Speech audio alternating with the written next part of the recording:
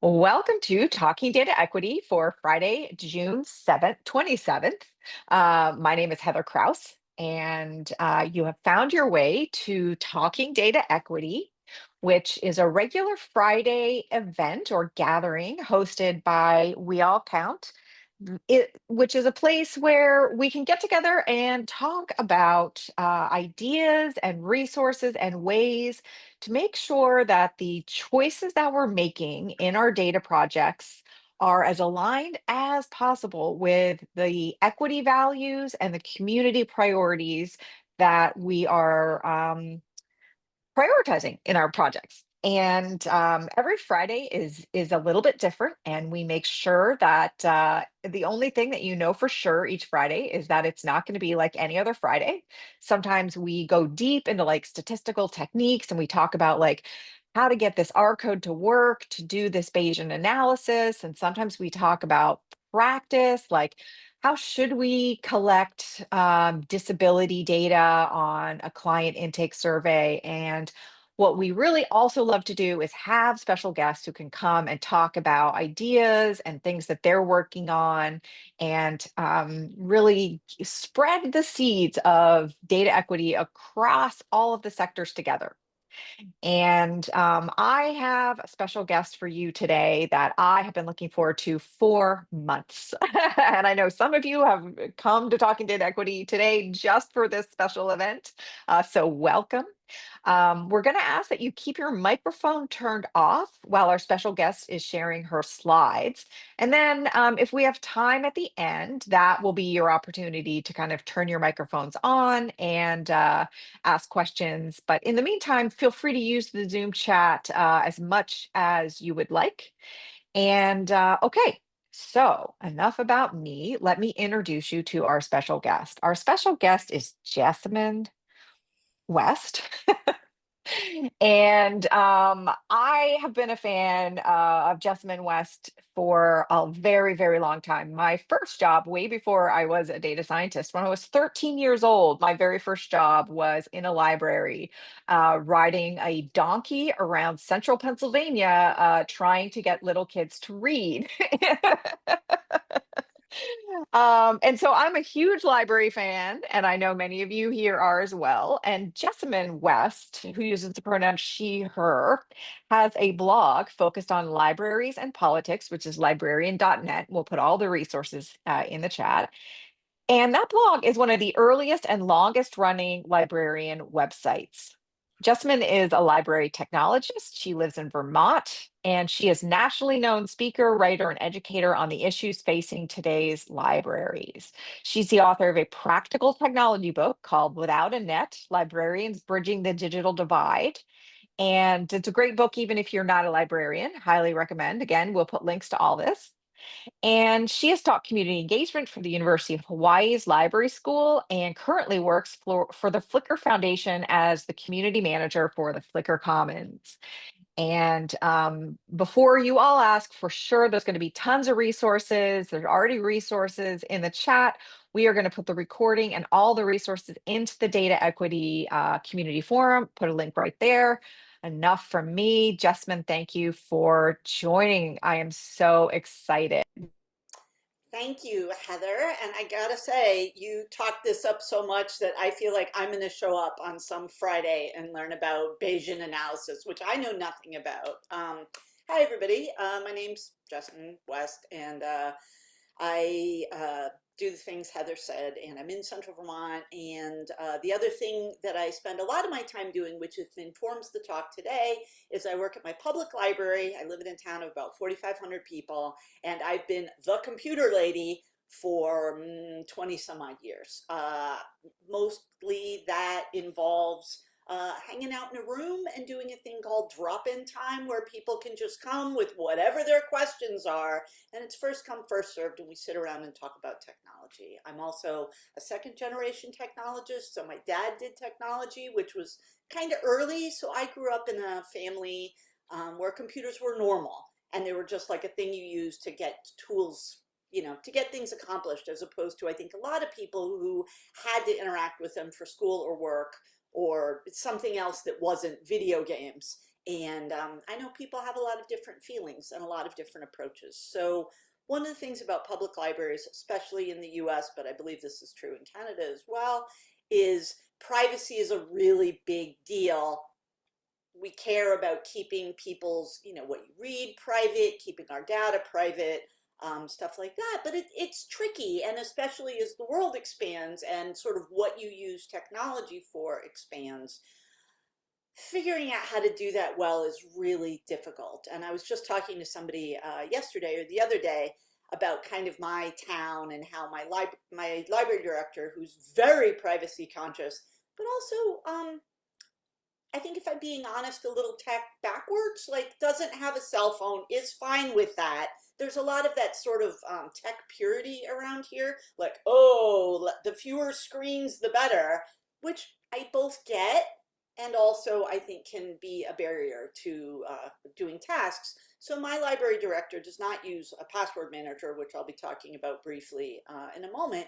Our password manager is a physical Rolodex with pieces of paper that have passwords written on them. And on the one hand, that's as private as you can get because people can only access it if they literally break into your library. On the other hand, if you're homesick, good luck getting into Microsoft Teams, right? So it's that kind of essential tension that we deal with. What's more private? What's more convenient? How do you balance privacy and convenience? So I put in the chat a link to the resource page that I made, which is just an HTML page that has links on it. I'm going to show it to you real quick just so you know what it is, and then I'll jump into some slides.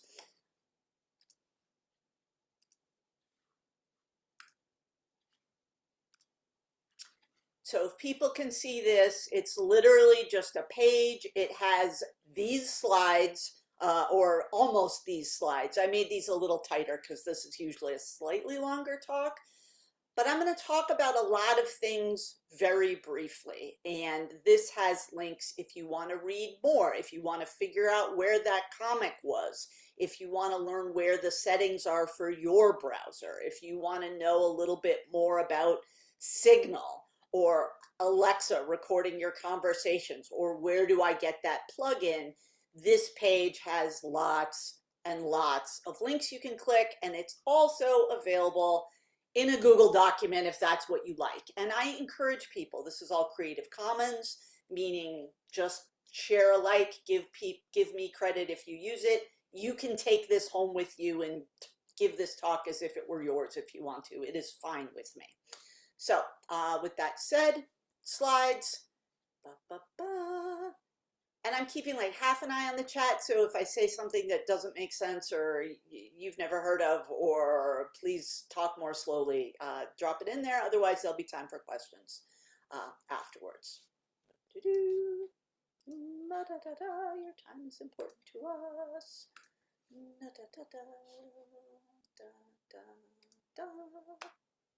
So thumbs up, does this look like a slide, Heather? Great. So this is going to be really sort of boundaried, and it's 5 lessons from the library, things that we think about both when we're thinking about technology with our patrons, but also when we're thinking about technology with our other staff, because one of the things that's sort of important to know about sort of technology and people's knowledge of it is things like the digital divide, not really understanding or really being able to make good technological choices are not just a thing that happens to the people who we serve at the public library, but can also be the people who we work with at the public library, right? Not everybody grew up in a family where technology was normal, or they had access to it in a way that would allow them to make choices, or they could afford the things that they needed in order to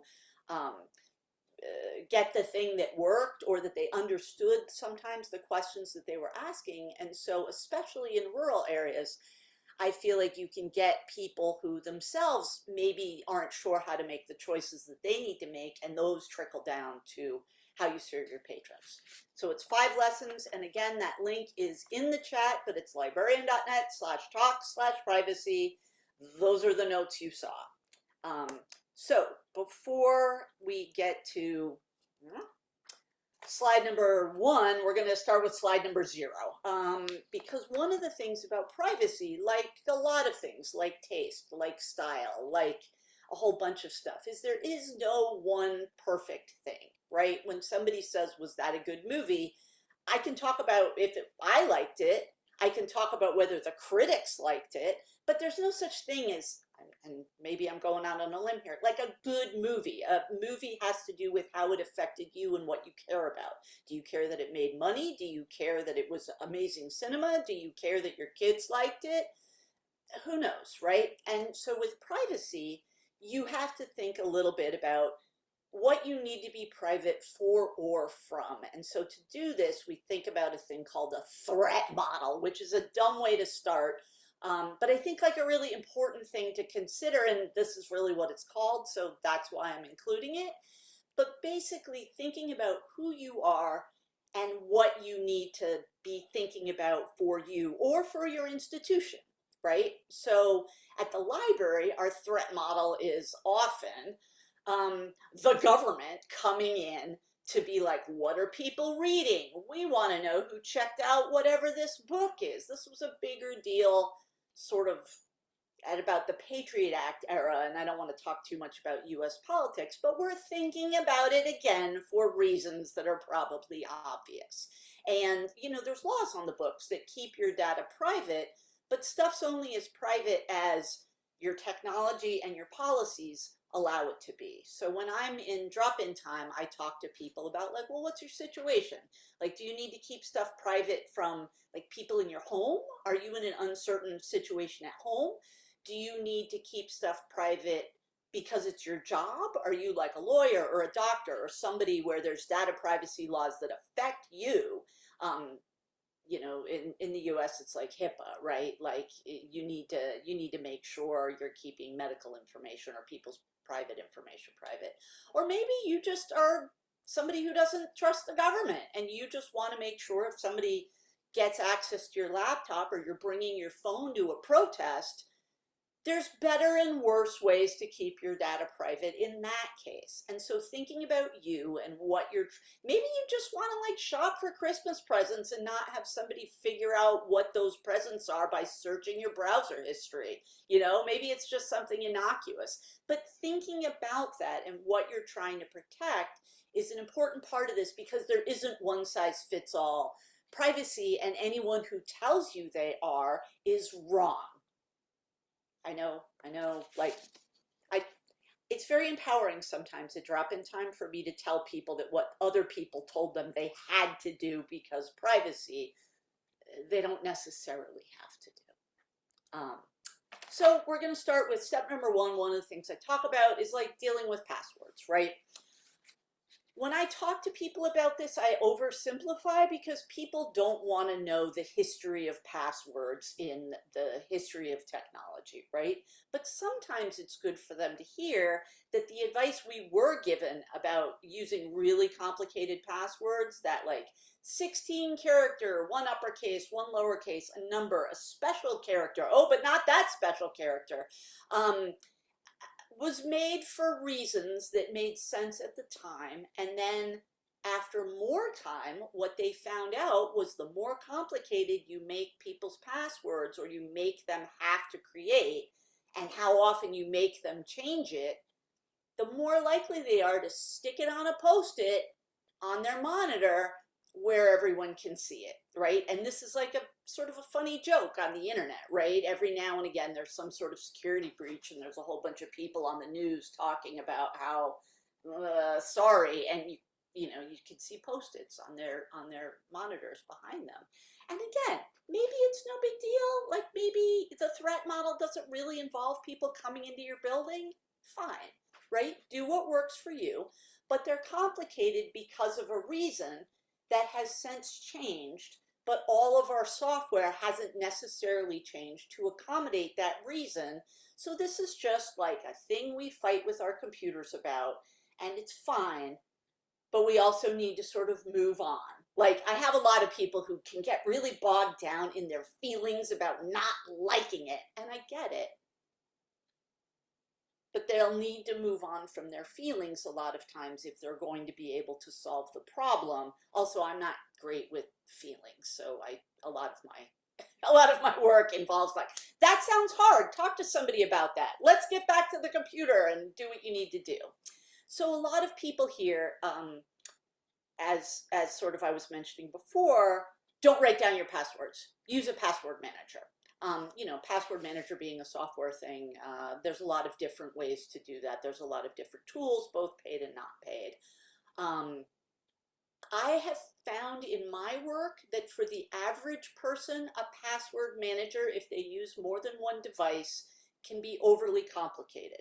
That doesn't mean it doesn't necessarily work for you. At my job, I use one password. I love it. It means me and my colleagues can share a password in a place where we can all access it. It's glorious.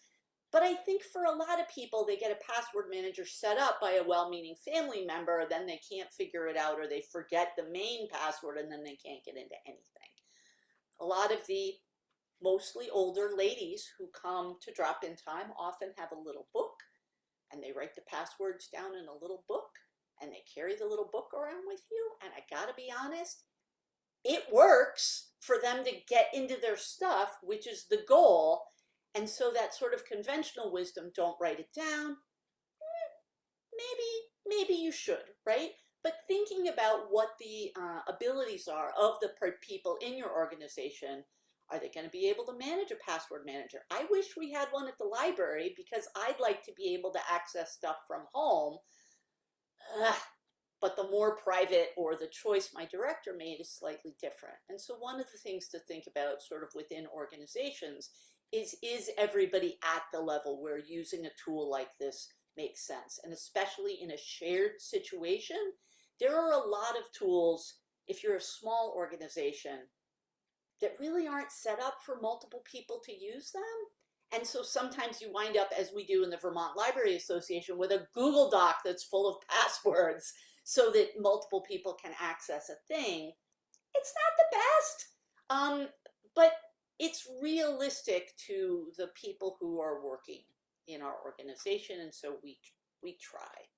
So these slides, I always have kind of basic things I talk about, and then some things you might want to think about that help, right? Password managers, they are great if people can use them. I use Firefox as my browser, and Firefox saves a lot of my passwords and allows me to make complicated as heck passwords. If I'm confident I'm only going to be using Firefox, I can sort of sync my profile and have those passwords everywhere. Similarly, I live in the Apple universe. I can use Keychain. It saves to the cloud. Google has a similar password manager. It's only as safe as my relationship with Apple or Google, but there are ways to do this. And for a lot of people, I've found they have schemes, right? Where like they have kind of a way their password works, and then when they have to change it, they adjust a number or adjust a letter. And so they have different passwords, but they can use them on multiple places. My password has a string of curse words, which makes me happier using it because I'm angry that I have to have a password that's 16 characters long, and then I feel good because my password involves complicated curse words. Every now and again, it's a problem when you talk to a support person and they're like, we need your password, and I'm like, ugh. So this is not about you, but. And then there's stuff like two-factor authentication, which is fantastic. You get like a text, or you get like another thing, you use an authenticator on like a phone or another place. Makes things more secure. Most, email websites, social websites allow this. Two-factor authentication can also be a barrier if you set it up for someone who maybe has an insecure phone situation, right? And then they're sending a text to a phone they don't have anymore. Or I live in Vermont in the world of landlines, and only some two-factor authentication, we will text you, can also have a robot call you on the phone with a code. Or if I'm at the library and somebody's two-factor authentication phone number is at their home, I just have to coach them through how to answer the phone and talk to the robot and move a code over. And for a lot of people who are digital novices, one of the big deals is they don't know which codes are the ones they have to keep, right? So they have a password, but then they get a two-factor authentication code and they're writing it down. And I'm like, you never need this again. So a little bit of sort of understanding what that's for is important. And the last part of passwords is passkeys, which are the things the technology companies would like you to have because it makes it even harder to get into your account. And usually a passkey involves like a linked, I believe, biometric. I don't know because I don't use them. Um, but you see a lot of nudging if you log into Facebook or Gmail or something like that. Like, hey, Amazon, you want to be more secure? Get a passkey. Then we will link your phone to this, and all you have to do is hit yeah on your phone, and suddenly you're logged in. Tech companies love this because they live in universes where everybody has their phone on them at all times, and having it linked to logins makes a lot of sense. I don't live in that world. And I try to explain to people passkeys maybe not right for you, especially if you don't have a cell phone that's with you all the time, or regular access to a cell phone, or any number of things, because one of the problems with passkeys is if you lose access to that thing, you kind of lose access to whatever's behind the passwords. But if you'll notice, if you're online, a lot of websites try to nudge you into passkeys in sort of deceptive pattern ways where they make them seem like they're inevitable when in point of fact, they're really not. I often have to tell people, don't really, don't go that direction unless you're very confident that that's a thing you'll be able to do. This is just a XKCD comic, which is one of my favorites, which in short explains that like those long complicated passwords are actually easier for computers to guess than 4 English words in a row that you can see, your human eyeballs can see this is 4 English words in a row, but what a computer sees is a lot more entropy and it's harder for them to guess. Doesn't necessarily mean you can use it to log into your bank account, but basically people now have to remember passwords that are hard for them and easy for computers when in point of fact, they could be the other way. I just love this cartoon and try to share it as much as possible. And it's linked on the list of links if you would like to find it again. And so internet traffic, a lot of people who listen to podcasts hear a lot about how VPNs are going to keep them secure, brought to you by the companies that are trying to sell you VPNs. Like, nothing wrong with a VPN. They have a lot of great uses, including allowing you to work at home securely, but also allowing you to watch Netflix from another country that has better shows maybe than your country. Maybe. It involves, you know, some technical aspects, and it also involves, you know, kind of understanding what you're doing a little bit. I have a friend who just moved to working from home after working in an office, and he's not super tech savvy, still uses his AOL.com email address. No shade, but I think he would like to use something else. And he asked me if I could help him set up his VPN at home, which he needed. And I was like, well, sure, but like, you should have instructions from your IT people if you have a VPN. And he just knows me as the computer lady, so he just assumed VPN was like clicking some buttons and then there they are. And I'm like, well, it's more like having the password and knowing how to enter the information. But internet tracking or traffic in general, the things we try to think about are both, is the information I'm looking at on the computer staying somewhere on the computer? So private browsing, being able to open a tab and not having that tab, it sounds so conspiracy theorist, but speak to other tabs. You know, if you've got Facebook open in one tab and you've got not Facebook open in another tab, theoretically those two tabs can know about each other through sort of third-party cookies and other stuff. May not be a problem, but it's worth knowing you have alternatives. You can open a tab in an internet browser in a container so that the information you're interacting with in that container, maybe your data from work, does not is not seen by your other tabs. I mean, a lot of people do different things. Well, I just do this stuff in one browser and this stuff in another browser. Also works. But thinking about private browsing, which is a thing you can get now in every browser. Have to use Edge for work? Edge has private browsing. Google Chrome, private browsing. Firefox, private browsing. Safari, private browsing.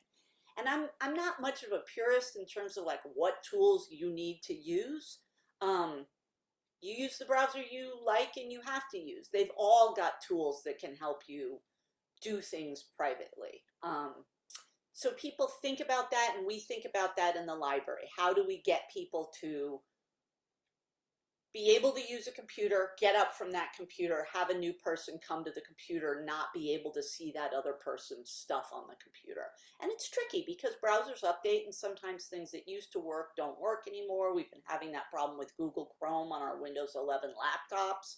And I got to spend a lot of time on Reddit trying to figure out how to fix that. But it's fixable. But then there's the next step, right? Public Wi-Fi. A lot of the people I work with know a lot of sort of just so stories that they've heard from the news, maybe, about like, never use the public Wi-Fi. And I think that's an oversimplification of a complicated problem, as a lot of this is, right? Yes, technically there could be a man in the middle attack, which people love talking about without really knowing what it is because it sounds so fiendish. Realistically, in most cases, refer to your threat model. Nobody cares about you. Like, I don't mean this in a crappy way, but like when I was a kid, I was always afraid I was going to be kidnapped because I was like a weird, anxious kid, and you worry about what you worry about, right? And my parents had to really break it to me that like we weren't famous and nobody would want to kidnap me for no reason. Like, I grew up in a rural area. It was just not really a thing, but I watched the news and I got these ideas. So if people watch the news about the internet, they get these ideas. Never use public Wi-Fi. Don't use online banking. And like, I live somewhere with real winter. Using online banking saves lives, honestly, compared to going to the bank to deposit your little check, because we still live in a check environment where I live.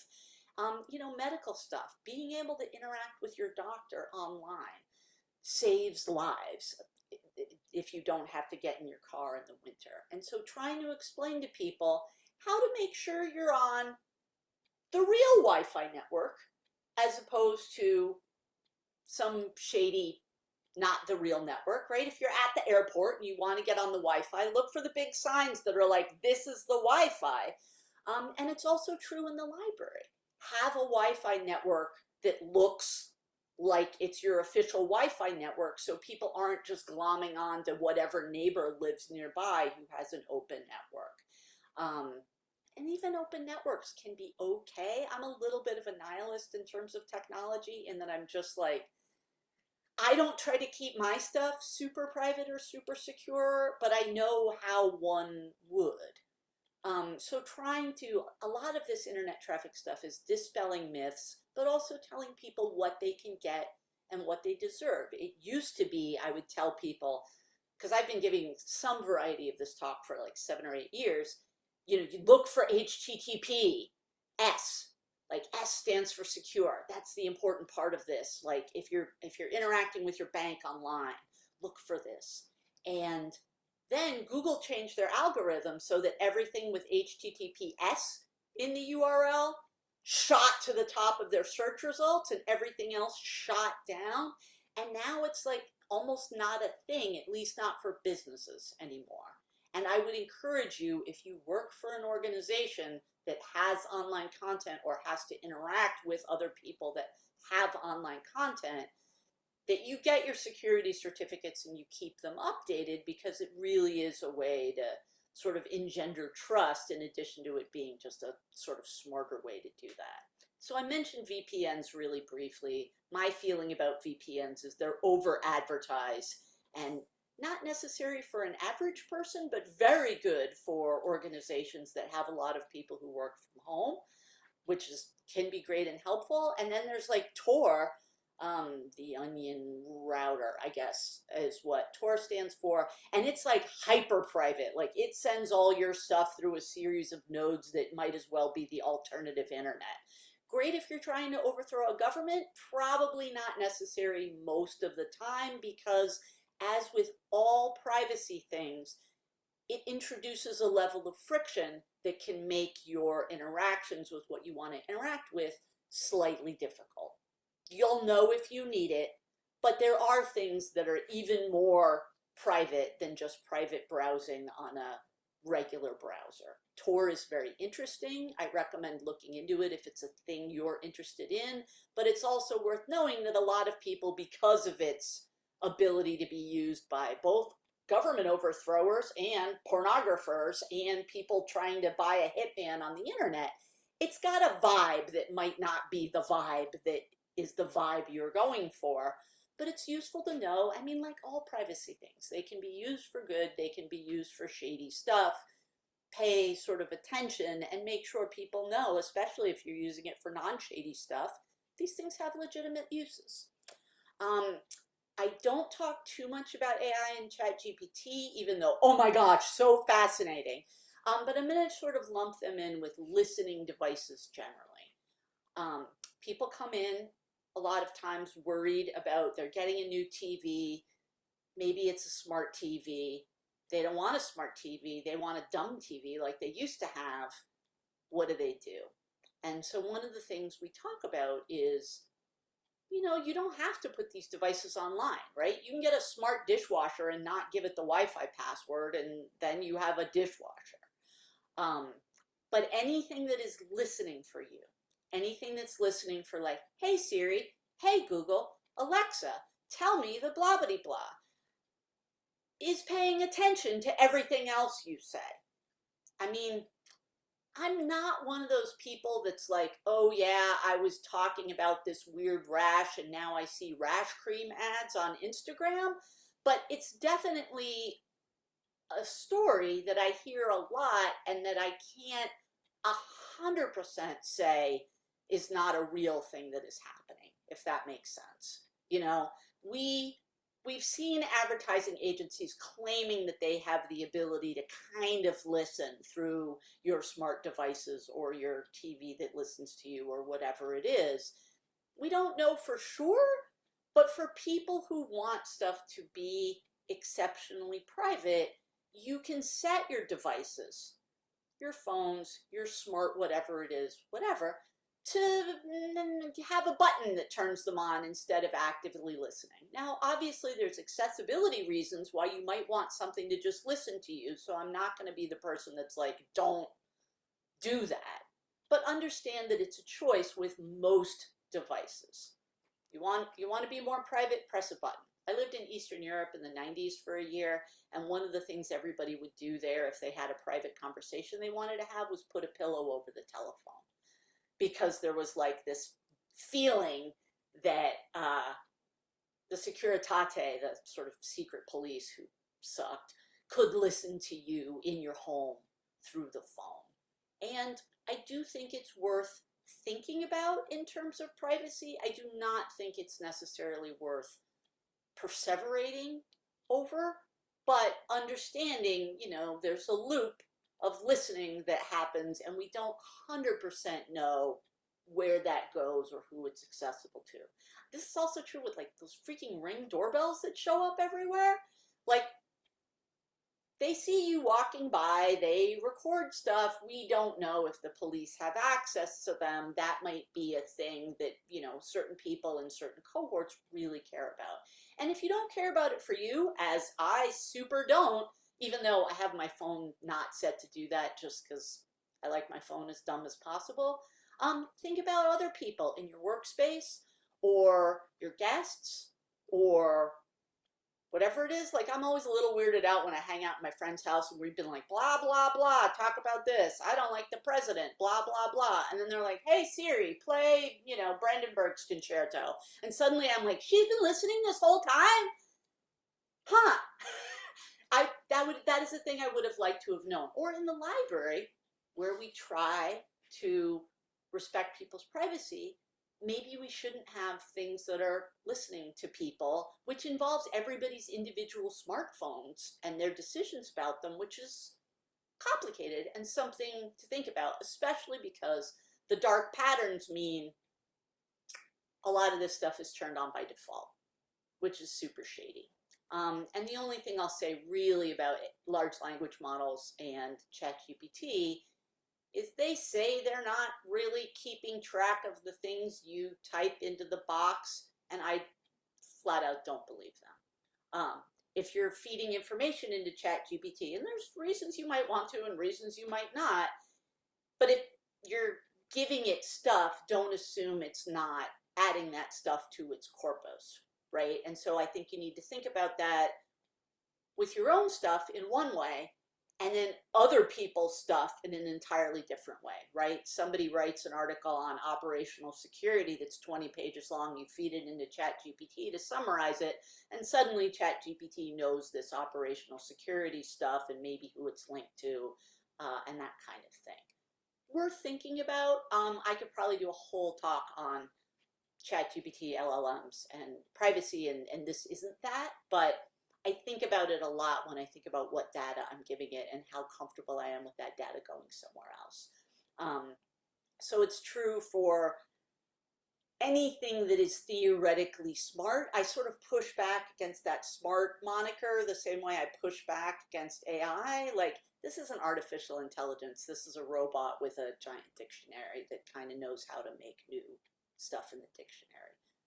But the privacy aspects are real and stuff you need to think about. And like I said before, I'm an Apple user generally. Like, I've got a Mac laptop and I've got an iPhone. And like, maybe I trust Apple, right?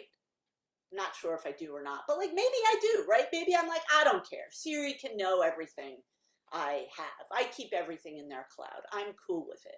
But like, Samsung made my TV, right? And when I dumbed down my TV, one of the things that they sort of told me as part of like getting it all set up was like, hey, by the way, if you talk to the TV, we're not just sending the stuff to us, we're sending it to some third party that's gonna do something with it. And that might be a different thing, right? I might trust Apple, but do I trust who Apple trusts? Is trust transitive in that way? I mean, to me, it's not. Maybe it is to other people. Samsung was notable for having like all those laptops that caught on fire. So like, how do I feel about those things going forward is part of the privacy sort of conversation. When I do talk about privacy, one of the things a lot of people want to talk about is cookies, because cookies were the media boogeyman in the early internet days. So people want to be like, what's a cookie? Because they think it takes up a lot of space and it's got the details on me, right? And my response is often like, you don't really need to worry about cookies too much, but we explain what they are. But also, what you really need to worry about, if you're worried, is like third-party advertisers sort of tracking you across the internet, right? So we talked about private browsing and container tabs, and one of the reasons that's important is because I tell this story where I was looking for a bag for travel.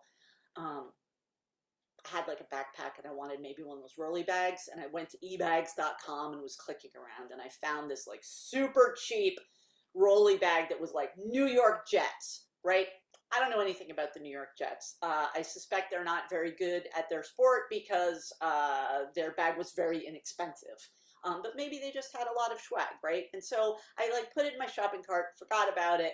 And then like later, much later, I'm on the internet looking for something entirely different, like reading the New York Times or some website with advertising, before I like locked down all my advertising and was like, I never want to see an ad again. And I saw a little ad for like ebags.com, like you do, and my bag was in there, my New York Jets bag. Like, I don't live in New York. I have no other connection to New York. This was clearly being shown in a little thing because it knew I had looked at it and wanted me to keep thinking about it, right? And that's just third-party cookies, right? There's an advertising company that can put a cookie or receive a cookie, tiny piece of information stored on a hard drive, put it on a website put it on my computer from one website, read it from another website. This is just business. Google is really, their job is being the largest advertising agency on the planet. That's how they make their money. But it's worth knowing there's things you can do to solve it if you don't want to be tracked around. And those things are literally click level easy. Like, you don't need to know how to code. You don't need to know how to do anything. Navigate to a website, a trusted website, my page of links, it will help. Click a couple things. Are you sure you want to put this? Are you sure you never want to see ads on the internet again? Yeah, totally sure. Click, click, there you go. Plugins are very simple. Don't want to see those ads in front of YouTube videos? I'm here to tell you, you don't have to. But that also means you're not being sort of followed around, and we care about this at the library because people have the right to have what they do online be private, which means that the next person sitting down at the computer shouldn't have access to what the other person did. But also individual people, if we know how to help them be more private, shouldn't we do those things? And I also, when I'm thinking about this, I think about the cloud a lot. You know, there's OneDrive, there's Google Drive, there's Apple's iCloud. All of those companies are nudging you towards using those tools, which are, you know, free for a taste, and then it costs money to use more of them. And the money isn't a lot of money. But once you're in that environment, they encourage you to stay in that environment, which maybe subtly influences your choices to not be in another environment or save stuff on your own individual hard drive, which, let's be honest, is more private than Apple's hard drive wherever it is, even if I trust Apple. So these are just pictures of a couple browser plugins that are my absolute favorite. I'm going to just do a quick sprint through them. AdBlock, I think the P stands for plus. There's AdBlock Plus and AdBlock Pro, and one of them's better than the other, but it's the one that's linked on my thing. Blocks ads, it's great. And if you have, like, let's say a local newspaper that does have ads and you don't want to block them because you like that newspaper and you'd like them to be able to be advertiser supported, you can turn it off for individual web pages. But in general, you can have it on, blocking ads. Privacy Badger is something done by the Electronic Frontier Foundation. Great little plugin. It keeps not only ads away, but third-party cookies, and gets in the way of what's called digital fingerprinting, where somebody could see, based on the publicly available information of your browser, maybe it's got a unique signature, the fonts you use, the plugins you use, the specific browser and operating system, all combined to be maybe a very unique signature.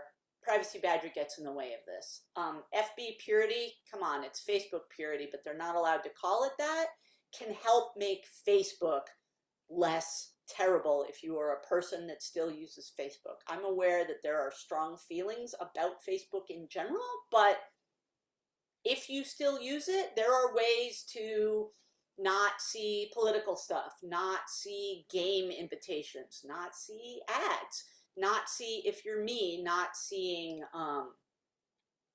not seeing Nazis. As I said that out loud, I heard that. But also, like, you know, I don't want to see ASPCA ads with starving dogs in them because that's just who I am, and you can block those. It's a really powerful tool, and I like it. You can see who unfriended you, which is also pretty interesting. Maybe something you don't want to get into. And uBlock Origin, which is another really good ad blocker, and I use to keep YouTube ads down to a dull roar. All of those are things you can install in your browser, couple click, help you be private. And of course, we all know the little duck with the bow tie, DuckDuckGo, an alternative search engine. It's also a browser kind of built over the Chrome engine. Very helpful, very interesting to contrast if you Google something and if you DuckDuckGo it, how they look different. Google's is often more geared towards you because it knows more about you. DuckDuckGo doesn't know you.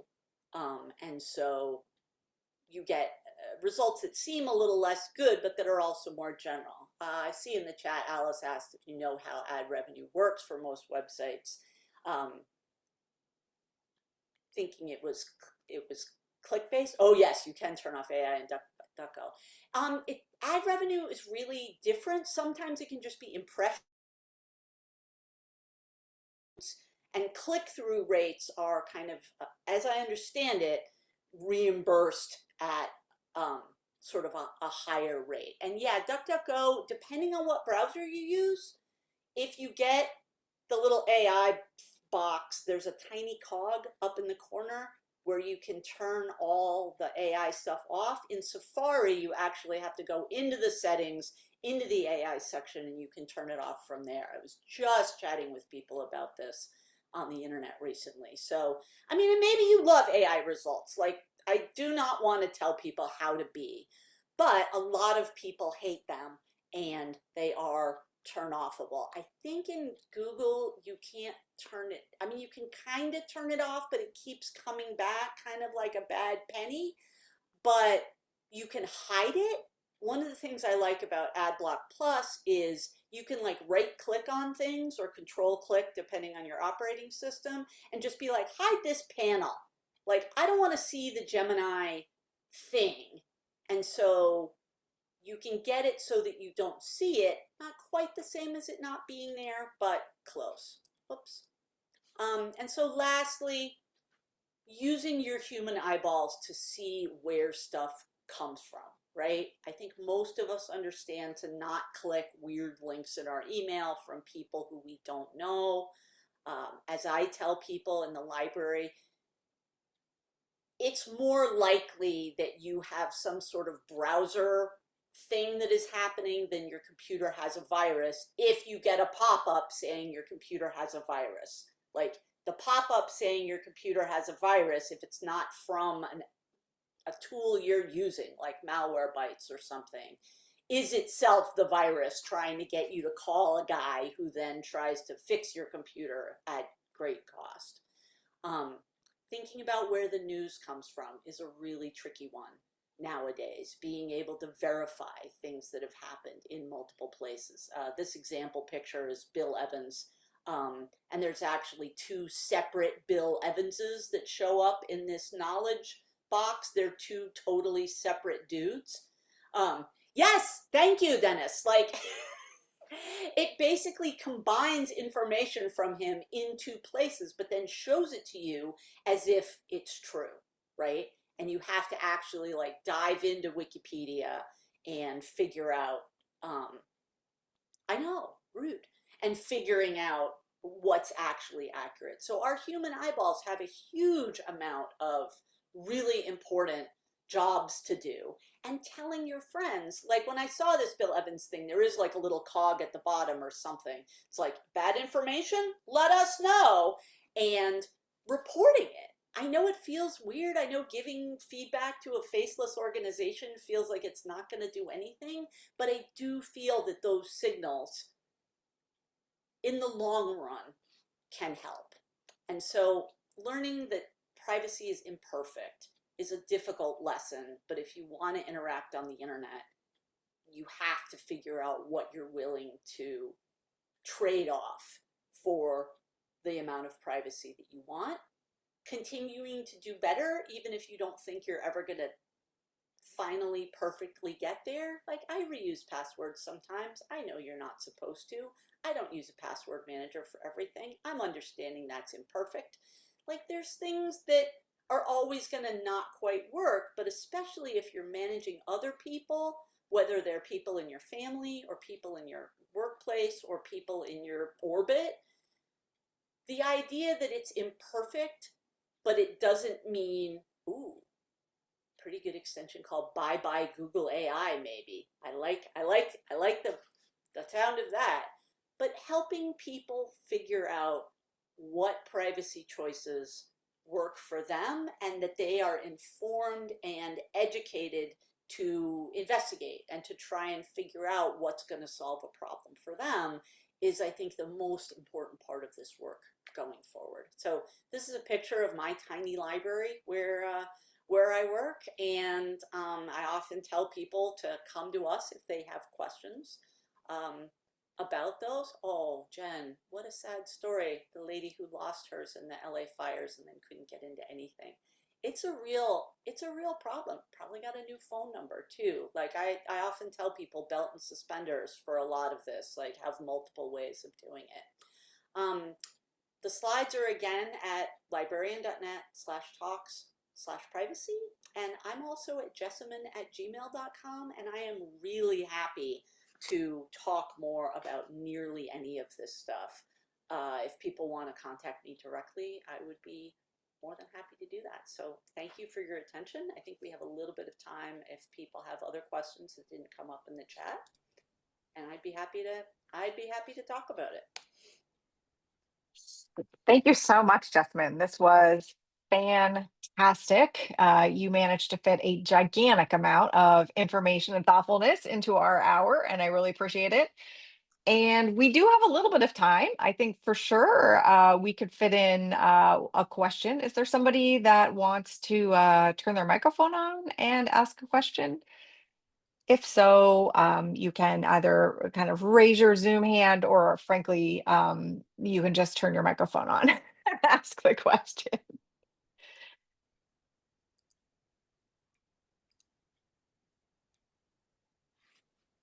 Just saying you're welcome to people saying thanks in the chat. All right. Let me see. Because yes, great. Okay, well then I'm going to take a point of privilege and I'm going to ask a question. Which is I really, really liked this threat model idea around privacy. And I'm wondering if it made a lot of sense to me, the idea that the threat model goes from like not expected to happen to certain to happen. And I'm wondering, like, from a library's perspective, less so from an individual, but from a library's perspective, I would imagine that what we understood to be the threat level around certain types of data, even like how you started out, like the books that somebody might check out, probably went from threat level, lower mid to very, very high in many states in the past 6 months, say. Um, and is there a way to kind of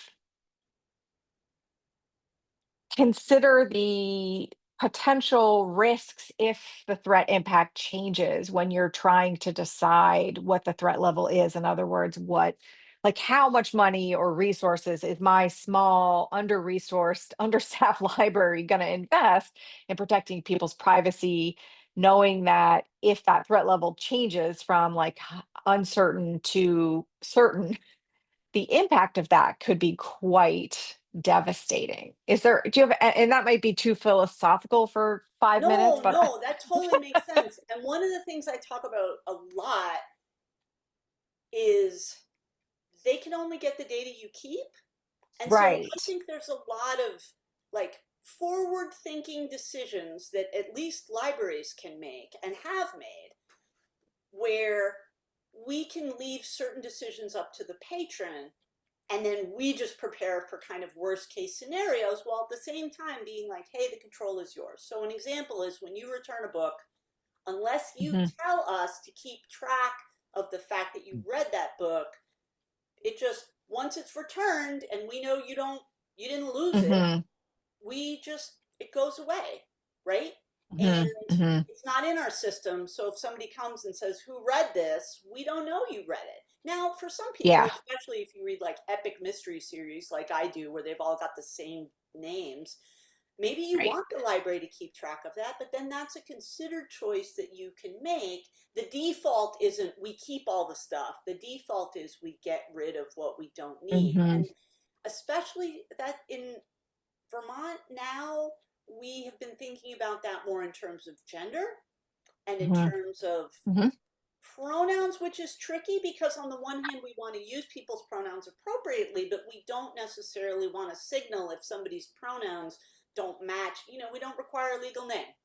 I think Right. those kinds of things are forward thinking. You know, we have our gender neutral bathroom, so Mhm. if Right. something changes, we would have to go in a different direction. We're not sort of lockstep in what is happening. So I think about what data we keep, what data we ask for, pushing back if we are asked to ask for data that there's no Mhm. reason. You know, we don't care what language you speak at home, right? It doesn't matter. Your Mhm. citizenship certainly shouldn't matter. Who cares? Mhm. That should have nothing to do with the public library. I'm aware in different Mhm. places they may need to keep this data for different reasons, but some of this data is only really being kept because the larger companies that create the databases or whatever, number one, they want to Right. get as much data as possible. And number two, they might want to do something with it later, right? Like technically your Mhm. gender is important if companies are making decisions based on your gender, but a lot of times it's like pink blue shirt stuff, which is stupid, and the companies think it's important, but pushing back gently and being like, well, we're not going to do that is good, because then you're prepared kind of no matter what happens. And I also think signaling that kind of stuff, like, we don't keep your information, but Mhm. I don't think in my library we signal enough that that is true, Mhm. right? Yes. That Yes. you don't need to be a citizen to use the library. I don't think we talk enough about that. And in my rural area, we have a very small population of non-citizens. We could probably talk to them each individually. They're so small. But like, thinking about how you signal everyone is welcome here. Um, we don't keep your private information. Our biggest problem in rural areas actually is like social engineering. You know, the cop Right. comes in and says, I found this wallet. It's only got a library card in it. Can you tell me where this guy lives? And you know the Mm. cop, he's your neighbor, but yet the policy is like, say no to the cop unless the cop has a warrant. And our library had to actually deal with that come back with a warrant situation, I don't know, a decade ago, 15 years ago. And some people in town are still mad. And Right. so sometimes scenario playing can be helpful when you figure out, you know, when we onboard new people. Yes, if the cop comes, tell them to come back with a warrant, or tell them to leave the wallet there and you'll get it to the person you need to get it. Mhm. Mhm. That's It's such a hard good because example. it feels like paranoia, which I saw, you know, zipping by in the chat, but I think it's just planning, you know? Yeah. Like, Yep. you're welcome, Sarah. Yeah. And being paranoid about the harm, whether it's intentional or accidental, that we could be perpetuating is I don't have a problem with that. Yeah, Like, we yeah, need more of exactly. that. Other people trust us with their data. We're using that data to help them Yeah. provide better services. I think we get a lot of pushback from industry that privacy is just dead and people don't care. But I don't think Right. they understand that there's really a difference between, I don't care if you know what I bought on Amazon, versus I care if somebody in a position of authority who could harm me knows that I've been reading a book about whatever, or that my parent knows that I'm reading a book about being a queer Right. teenager, right? Exactly. Could be anything. Yeah. That's a great example and a great place to leave it. We are so grateful for your time. And if you haven't already checked out Jessamyn's book and website, I strongly recommend it. Of course, we will put the recording and all of these links up in the community forum. And we're off next week because it is a national holiday in both Canada and the United States next week. So we're going to be off next week, but then we're back the following week with Annie Collins, who is a data person from Giving Tuesday, and they're going to talk to us about civic engagement and surveys about civic engagement. So that's in 2 weeks. We're not here next week. We are here in 2 weeks, and it was fantastic to see you all. Uh, Take really good care of each other and yourselves. And thanks for caring. Thanks Thanks a lot, very much Jasmine. for having me here. See you later. Bye.